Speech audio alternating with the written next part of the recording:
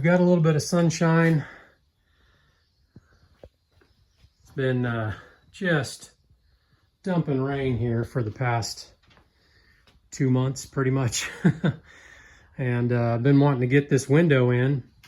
A few months back, back in the fall, I took out the glass, the frosted glass window pane that was inside this top window. So this is the orientation of the door. That's the top. So the top window had that frosted glass pane in it. I took that out and put in a, this is Lexan. It's, I think it's 3/16. No, it's 1/8 inch Lexan. And just put it in with sealant and some epoxy to hold it into the corners. I need to, well, what I want to do now is take this window out because I want to remove my screen. The problem that I have with both of these windows is I put covers over them at night because these are clear. This one's always been clear glass. This is the view window out the back. And then that one was frosted glass. And of course we wanted more natural light in the camper and to be able to see out if, you know, somebody was, you know, out in the campsite or whatever. So obviously this window doesn't open. I wanted to be able to put in a window that opened and get a little bit more light. So I ended up purchasing this window. It's a little bit taller. This one I think is 24 inches. This one is 30 inches. So it's just a standard RV window that opens from the bottom and has the little latches at the top and a screen. So, and then when you open this window, I can't do it with one hand, but anyway, the screen opens up with the window, or you can close it. So that's kind of cool. That way you can pass stuff through the door, the window and the door if you need to. So obviously a couple of things, a couple of issues that I'm having here. Number one, this is where the door handle is, the deadbolt and handle and lock. I took that out. I do have clearance. This new window is going to come past this opening. So obviously I've got some aluminum framing in here. It's going to come past to about here and then come around. So all this has to be, you know, cut out. With that aluminum framing there, I'm going to have to cut out some of that aluminum framing and put in some angle bracket. I just have some standard steel 90-degree brackets that I'm going to put in the place that are flat, so I can, you know, it'll give me clearance to get the window in there. It'll still have, you know, the aluminum framing around this edge and this edge, and then it'll just be thinner here. So the lock is, you know, is still good and strong. So what I need to do is get this old window out and mark out using the frame, mark out where I need to, you know, do my new cutout or extend my cutout, and then go ahead and install the window. I can't use the ring that came with the window. This is how it goes, and it obviously sandwiches, you know, pinches the window or the door in between the window frame. This is meant for a 1.5 inch sidewall, and these doors are a little bit thinner. So I'm going to have to use that window frame to make a jig out of like 1/2 inch plywood, some Baltic birch, cut it out, paint it white, and that'll be on the inside of the window frame, not the outside. So the standard window frame and gasket, you know, the seal will be on the outside, and then the Baltic birch will be on the inside. So the reason why I have to do this is when I put, you know, like reflectix or a curtain or something over the window, you know, for nighttime, or, you know, if it's daytime and we want it a little bit darker in there, you have to open up the door and, you know, because the screen door is closed and you can't get to this top window, or the bottom window for that matter, to put in a piece of reflectix or, you know, pop open a shade, you know, a blind of some sort. So I'm going to get rid of the screen altogether, and having the window with the screen built into it is going to still allow me to get airflow and, you know, still have the natural light and stuff that I need. But without that screen there, I'll have access to the window. I can put reflectix in it, or if we want to put in, you know, a mini blind of some sort, we can do that on both windows, because we have the, you know, that top window that I'm replacing, and then this bottom one as well. So I can do that on both windows. So I'm going to take some measurements, the door thickness and then the window thickness, and then figure out, you know, how thick of a piece, if I'm going to use 3/4 inch Baltic birch, 1/2 inch Baltic birch, or 3/8 Baltic birch to cut out, you know, that new frame for the inside of the door. All right, so I'm just going to cut the sealant from around this window and get this thing popped out, take my measurements.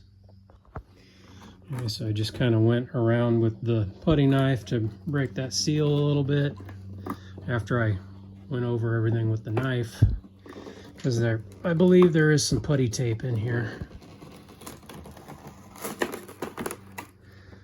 Oh, that's a double back foam seal. All right, let's get this thing out of here. We'll clean up this surface, get all this old sealant off, and mark out what I need to do here. All right, so I've got the little bezel laid out here, and I measured out with the tape measure on the top, the middle, and the bottom to make sure that I'm square, and mark out with a pencil my lines, which is right there. That's what I need to cut out. All right, I've got just enough throw on this jigsaw blade to make it all the way through, so that's how I'm going to cut this. It's going to go slow.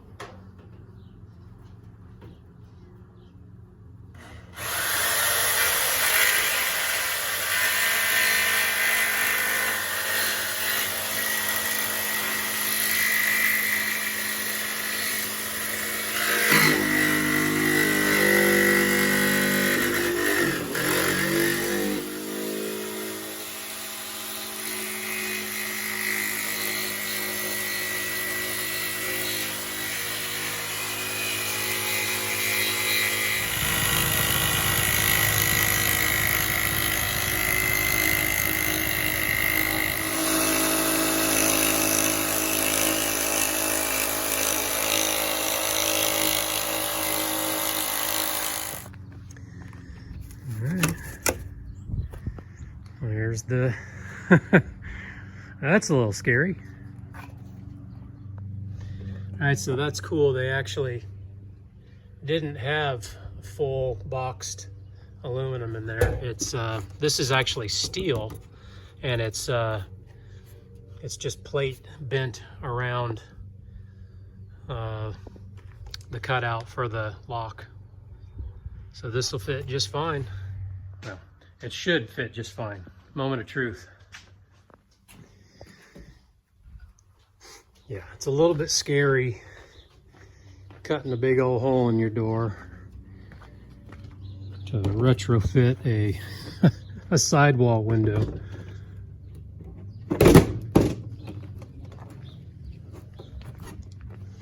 All right, so if I push it all the way over like that, I've got room. I've got clearance for the lock.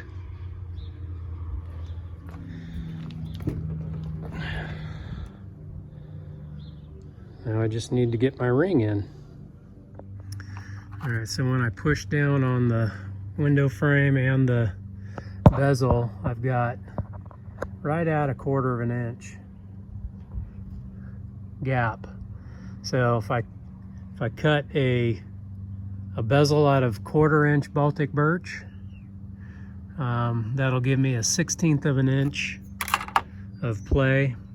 And then of course when I get my seal on the front side of the window, on the outside of the window, the exterior, that's gonna, you know, give me a little bit more room for compression. So I think a 1/4 inch piece of Baltic birch will work just fine. All right, here's some 1/4 inch birch right here. That'll work just fine. I'm gonna get it lined out, get it cut, sanded up, and painted. All right, well, I went and picked up this rubber weather stripping. It's the 9/16 inch wide stuff. It's 5/16 inch thick. I got 2 things of it, so I'll put the black stuff around the window frame, and then I'll put the white stuff on the inside around the trim ring. And hopefully that will seal the gap. If not, then I'll go ahead and cut a spacer. But I did this on my slide out windows, and so far I've had no leaks, and I did that like, I don't know what, 4 or 5 years ago. So I think it's gonna work pretty good. So I'm gonna start at the bottom and work my way around so the you know, the seam is right in the middle of the bottom of the window. All right, so seams at the bottom. This stuff has really good adhesive, so I'm not worried about that coming up.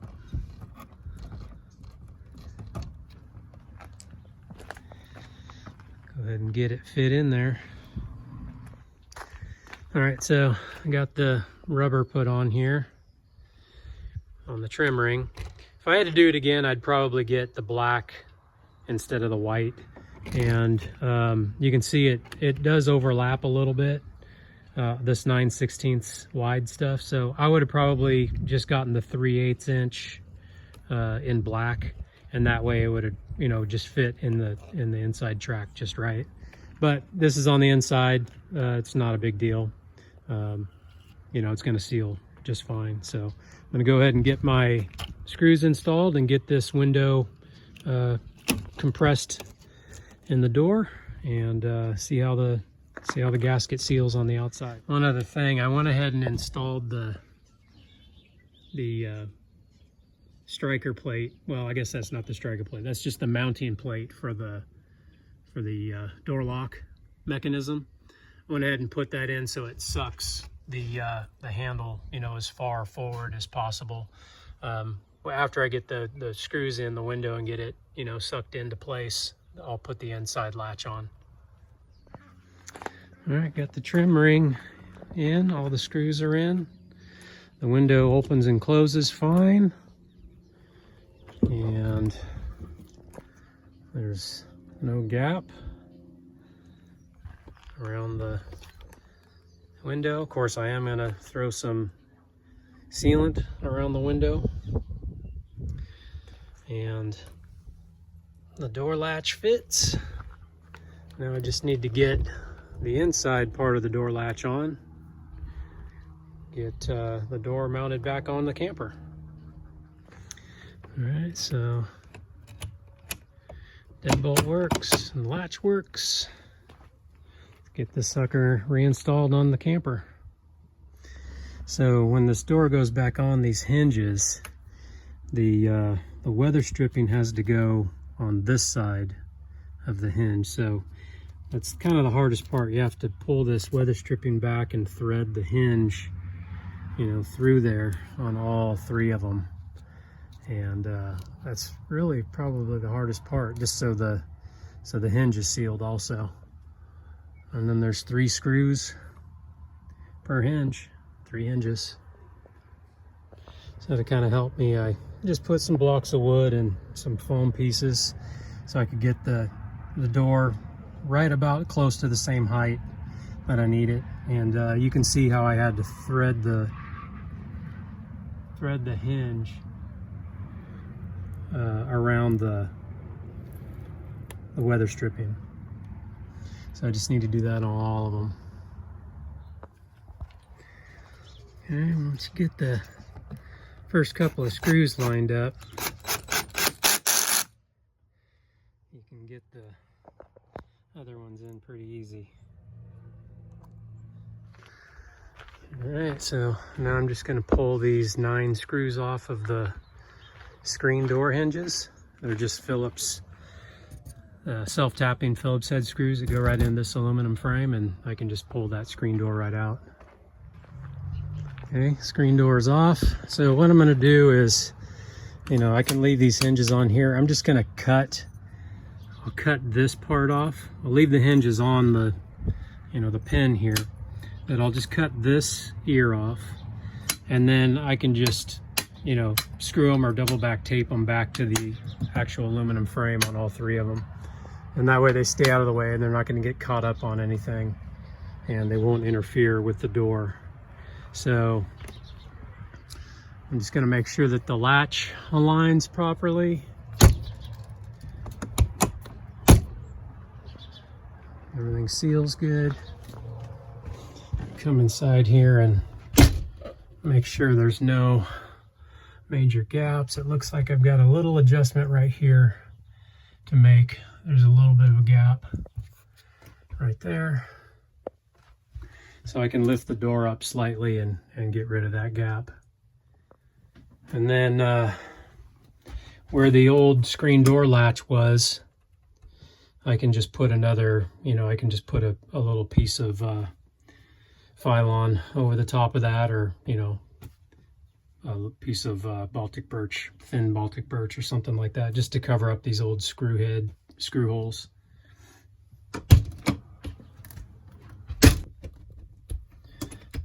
Deadbolt works. Yeah, good deal. So I just need to get, you can see there's a little gap right there. Not a big deal. I can seal that up. Or just adjust the door, move the door up a little bit in the hinges. There's a little bit of adjustment on those hinges.